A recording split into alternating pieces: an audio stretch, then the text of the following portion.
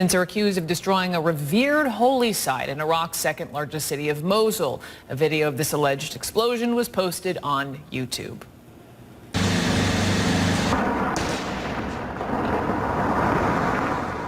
CNN cannot confirm the authenticity of this video, but civil defense officials say the terror group ISIS planted explosives around the tomb of Jonah Thursday. This is located in Mosul's oldest mosque. The shrine is traditionally held to be the burial place of Jonah the prophet, who, according to both Islamic and Judeo-Christian tradition, was swallowed by a whale. ISIS has threatened to destroy any shrine it deems un-Islamic. Joining me now, Candida Moss, a professor of New Testament and early Christianity at the University of Notre Dame. Candida, welcome. Thanks for having me. So some people know the story, Jonah and the whale, from the Bible. Jonah saved from dying at sea. But as far as the tomb itself in this mosque, what's the significance? Yeah, well, for Jews, Christians, and Muslims, Jonah is a prophet. For Christians in particular, though, Jonah being swallowed and rescued from the whale is seen as sort of a prophecy of the death and resurrection of Jesus. So for Christians, in fact, they used Jonah and the image of Jonah coming out of the whale as a symbol of the resurrection long before they used crosses. So it's a really important pilgrimage site. Because this is a significant site, this is also would be seen as a direct assault on Christianity there. So what would this mean for Christians in Iraq? That's exactly right. This seems to be part of a larger program to drive Christians out of Iraq, but also to sort of physically obliterate Christian history from the land of Iraq entirely. Why go after mosques? Well, the reason they're going after a mosque, they said that it was because it had become a place of apostasy. Their particularly ferocious brand of Islam means that they see it as having a corrupting, idolatrous influence on people. But I think we also have to see this as an attack on Christianity, because long before there was a mosque on the side of the tomb of Jonah, there was a Christian church. And so there seems to be a direct attack on Christianity. You wrote an opinion piece for CNN.com, and you wrote that this mosque was not the one holding the tomb of Jonah. Iraq says it was. Why do you say differently? Yeah, my co-author Joel Baden and I, we argue that there's a Jewish tradition that Jonah actually was buried sort of slightly outside to the north of Nazareth. But it seems more likely that this isn't a strictly speaking historical story. It's more sort of symbolic story about preaching the word of God. And for Christians, it's this important story that embodies the idea of resurrection and salvation.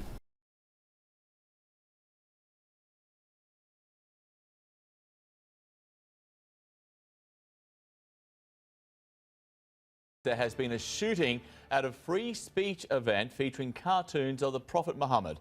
Two gunmen armed with automatic weapons opened fire outside the Curtis Culwell Centre. The suspects are dead and a police officer has been hurt. There are concerns the gunmen's vehicles may contain explosives. On the phone with us, CNN producer Christopher Lett, who was at today's event in Garland, Texas, just outside Dallas. Christopher, right now you're inside the building. What more can you tell me? I'm no longer inside the building, John. They've moved us to a media staging area just down the street from the building.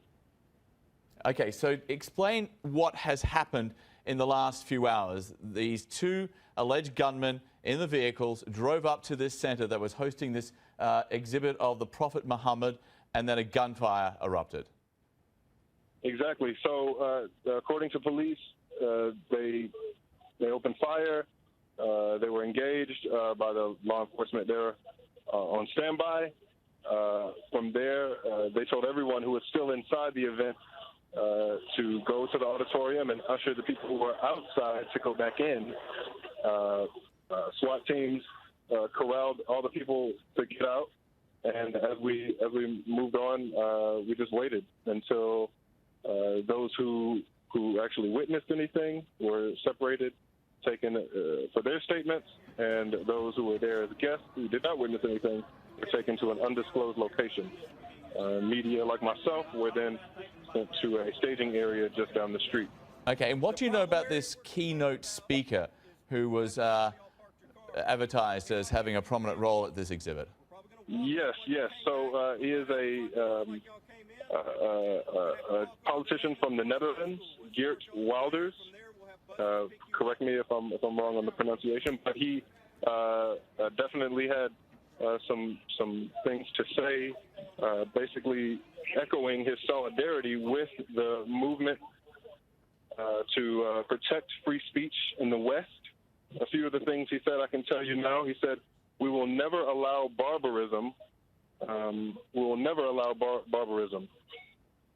I know my own experience and how dangerous it is. He spoke about how he is on the death lists of Al-Qaeda, and he said new leadership is required to defend our freedom of speech and resist the ongoing Islamization of the West.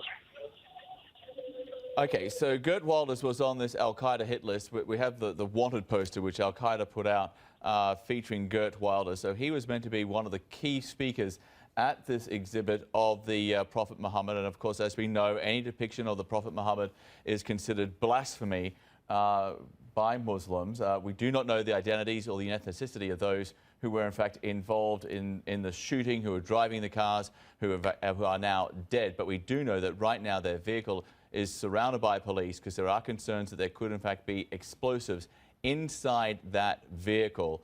ISIS claimed responsibility for an attack in Texas that left 2 people dead. It's the first time the group, which frequently calls for attacks against the West, has claimed responsibility for one in the United States. CBS 2 political reporter Marcia Kramer has more live from the newsroom. Marcia.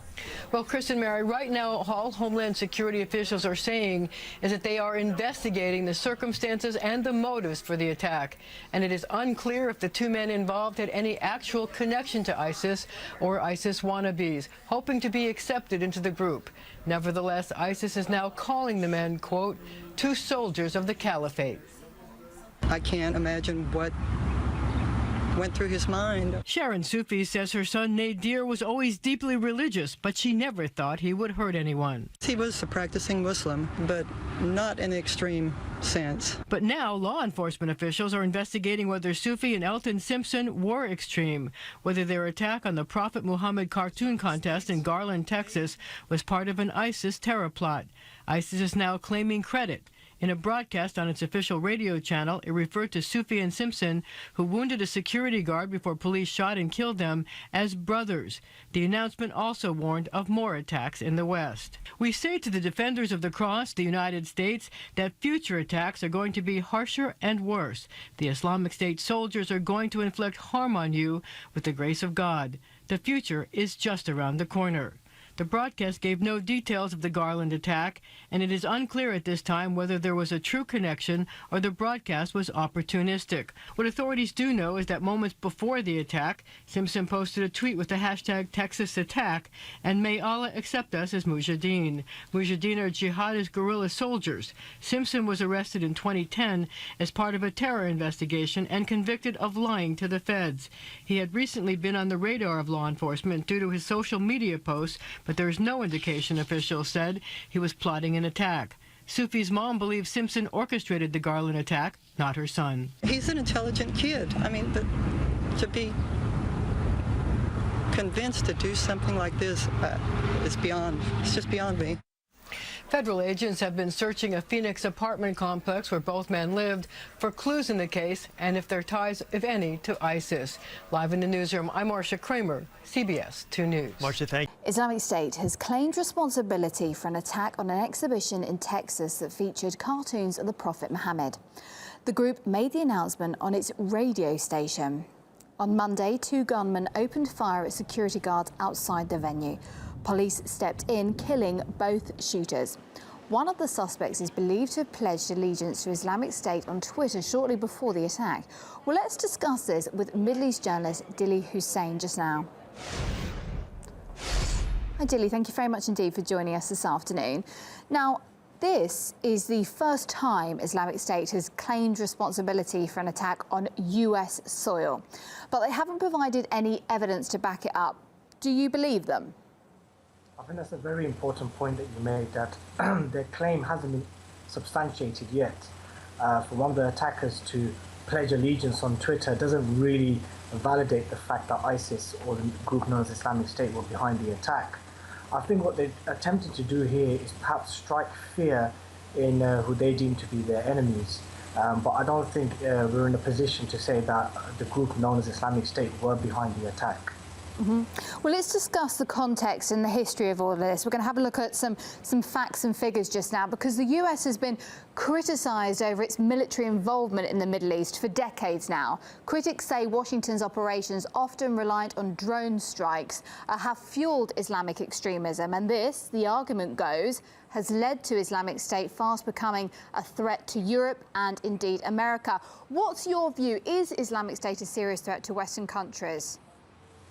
Well, not necessarily. I don't believe it's a direct threat, an existential threat to the West in general. But what I will state, and these are the words of President Barack Obama in an interview with Vice News a month and a half ago, he said that the creation of the group known as ISIS was the unintended consequences of the US-led invasion. Here is a confession by the President of the United States, saying that their invasion of Iraq, which many have argued is an illegal war based on no intelligence, has created the group we now know as ISIS. So of course the US has a lot to play in what's happening in Syria and Iraq at the moment, and a continuation of drone attacks, which is not only targeting ISIS but other Syrian rebels, can be perceived as a provocation of a blowback at home. Well, let's go back to the radio statement then, if indeed it is legitimate. It did also warn of more attacks to come. So should Americans be worried right now? The thing is, look, what ISIS are now claiming on their radio station, whether it was yesterday or the day before, is not that different to what Al-Qaeda have claimed or threatened before, or Al-Shabaab or any other organization, terrorist organization or militia group. The issue at hand here is that such an event that took place in Garland, how conducive is that to society to practice that under free speech? We had individuals such as Geert Wilders and Pamela Geller, two individuals who are known Islamophobes that were banned from entering the UK. Surely that individuals such as those to be claiming that their event was a manifestation of free speech and an exhibition of art has to be questioned. Of course, Muslims generally overwhelmingly would not respond and would condemn such a reaction. However, we also must need to look at and learn from the lessons from Charlie Hebdo, and that is having cartoons which specifically target the most revered figure of the Islamic faith in a gratuitous, insulting way. How conducive is that to society? Is it really conducive? If it leads to issues such as the Charlie Hebdo shooting, such as the incident we had in Garland on Monday, why do we not take heed from these? Even Mayor Athos, the mayor of Garland, even he highlighted that, look, there were some issues and some concerns raised once news of this event had got back to him, hence we heightened the security. So everyone knows that such events are provocative. It can lead to a potential blowback. If that's the case, if the US government really care about the safety and the welfare of their citizens, then why allow such events to take place, and furthermore for it to be led by individuals such as Pamela Geller and Geert Wilders? That's the real discussion we should be having. In the UK, we are yet to have a single attack from ISIS. Right, but then the security threat has been increased. We have draconian terror laws that have been put through, but we're yet to have a single terror attack on British soil from ISIS, and it's the same for America as well. And let's hope that we don't, sir. But thank you very much indeed for your opinion. We do appreciate it. That's Middle East journalist Dili Hussein. Well, the American Freedom Defense Initiative organised the controversial event, saying to promote American values like freedom of speech. But some civil rights campaigners doubt that was really the goal. The American Freedom Defense Initiative is run by a woman named Pamela Geller, who's been in the kind of anti-Muslim hate business for at least 5 or 6 years. We have been tracking her since the controversies over the Ground Zero Mosque occurred in 2010. This is the latest iteration of an anti-Muslim hate group that she's had. Well, Pamela Geller there has been involved in a series of controversial anti-Islam campaigns in the US over the years. She was banned from entering the UK 2 years ago because her support for anti-Muslim hate groups. Well, she had planned to attend a far-right rally there. One of the most notorious campaigns by Geller was an advert on public transport in Washington, D.C.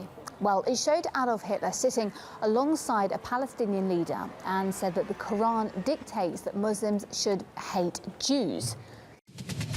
Good morning, everybody. I'm TJ Holmes. And I'm Kana Whitworth with some of the top stories on this Wednesday, May 6th. And we start with Texas, the latest on Sunday's failed attack at the Muhammad cartoon contest. ISIS has claimed responsibility for it without offering any proof it planned or orchestrated the assault, in which 2 gunmen were killed. We know one suspect was in direct contact with a mysterious ISIS recruiter who was calling for the attack. Investigators say he's recruited at least 16 Americans to join ISIS. To Baltimore now, where they're struggling to get back to normal following the unrest over Freddie Gray's death. One of the police officers who's facing charges now is demanding an inspection of the knife seized from Gray. The city's top prosecutor declared the arrest illegal, saying Gray was allowed to carry that type of knife under Maryland law, but the officer claims it was an illegal weapon, according to Baltimore's stricter rules. Dozens of families forced from their homes about 50 miles northwest of New York City by a raging forest fire. They're now back home this morning. More than 2,000 acres burned, and investigators are blaming it on someone who was burning debris, violating the burn ban. The fire is now about 80% contained. And finally, a guy snorkeling in the Colorado River saw a pair of skeletons in the water. He called authorities. They then sent a diver down to investigate, and sure enough, there they are, seated comfortably in a pair of chairs. Turns out they are fake. One of them wearing a sign with the name Bernie, a sign presumably a reference to the movie Weekend at Bernie's. Is that a funny joke? Yeah, it's a funny joke. I mean, their boss. It is funny. You know, they have to carry around their dead boss for a little while, I guess. People love Weekend at Bernie's. Also, snorkeling in the Colorado River is not normal. Not advised, folks. But you can get more news anytime at abcnews.com. I'm TJ Holmes. And I'm Kana Whitworth. Thanks for watching.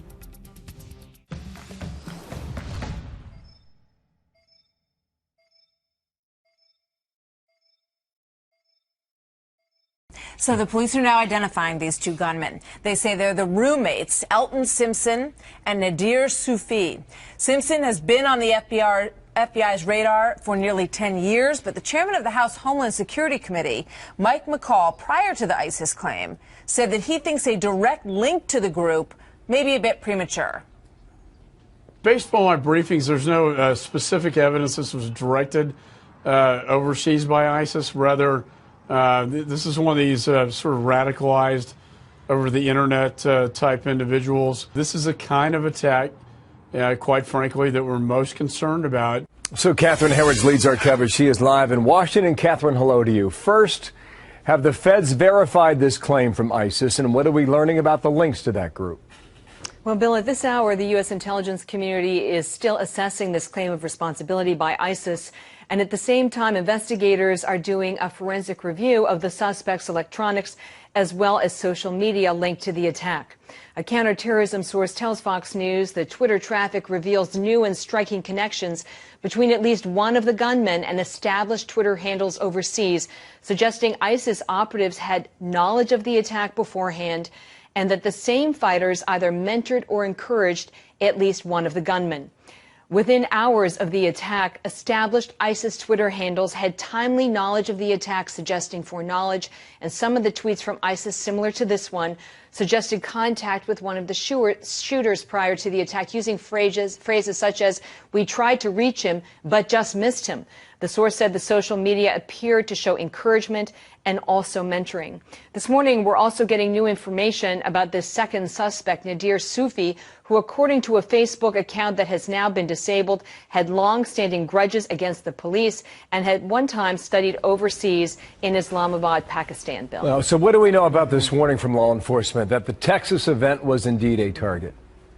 Well, the Republican chairman of the House Homeland Security Committee, Mike McCall, also told Fox in that exclusive interview that there was a joint FBI and Homeland Security bulletin circulated in the days leading up to the attack, and it was because of that bulletin that security had been ramped up in Garland, understanding the event was a target.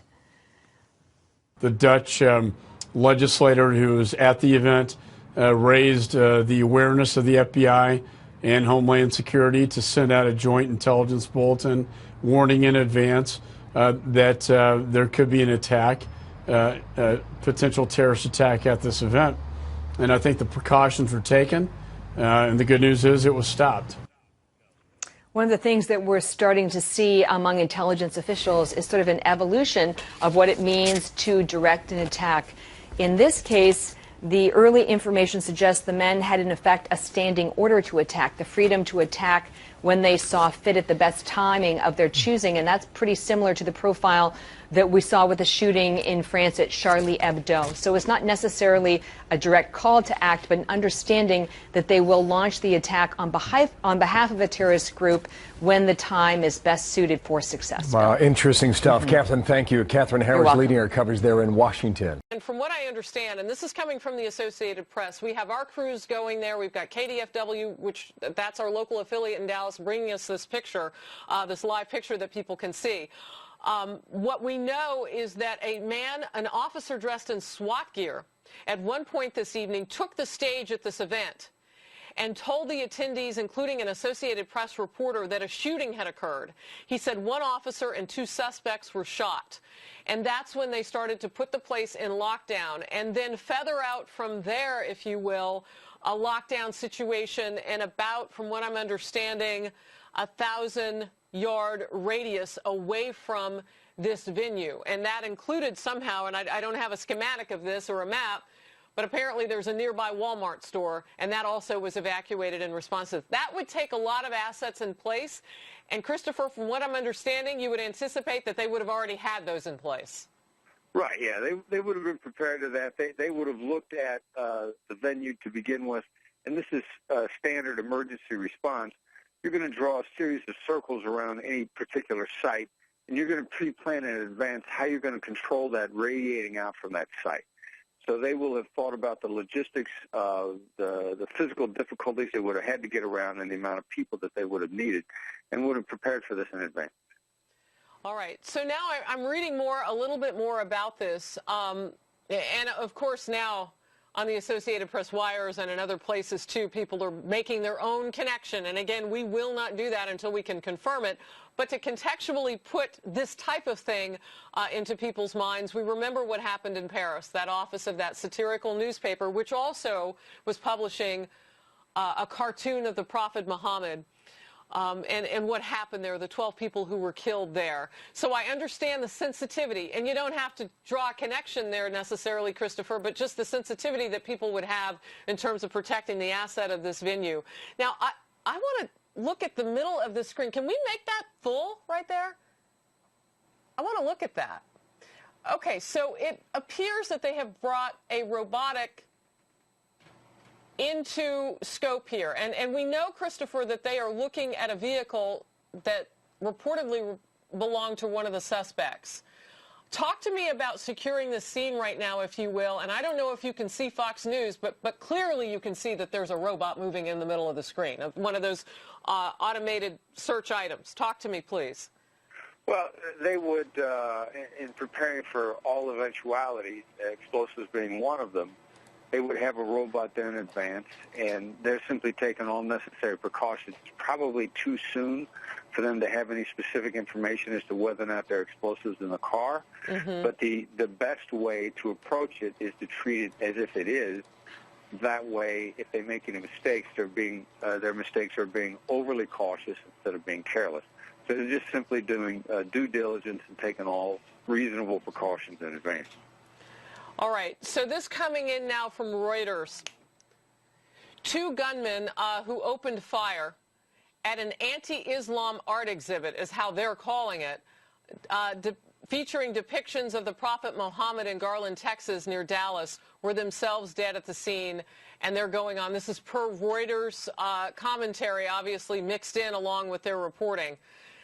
The way that I understand it, this was a group exercising free speech, as they have said, New York-based American Freedom Defense Initiative, hosting a contest that would have awarded $10,000 for the best cartoon depicting the Prophet Muhammad at this venue. So that's what was going on. Some of the followers of Islam in the area, and this may be what you're alluding to, Christopher, had said that they thought that such drawings were deemed insulting and may have sparked some violence around the world, as you mentioned. So that may have been something that they were prepared to deal with tonight. Clearly, as we look in the center of the screen, there has been heavy police response to this double shooting outside this art exhibit. And what I'm seeing through our own reporting through KDFW is that there was an exchange of gunfire between the police officers and the two men, the suspects who were reported dead at this time. One of those officers was shot. A non-life-threatening wound is what we're being told, and he's been taken to the hospital.